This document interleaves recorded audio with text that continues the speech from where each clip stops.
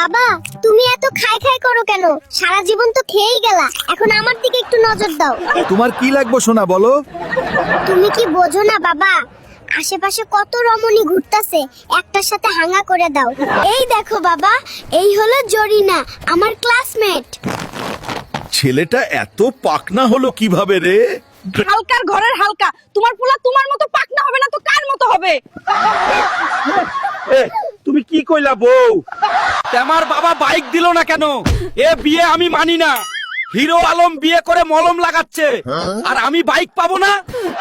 বাবা, হালকা বাইক না দিলে বিয়ে করবে না বলতেছে, জলদি বাইক এনে দাও।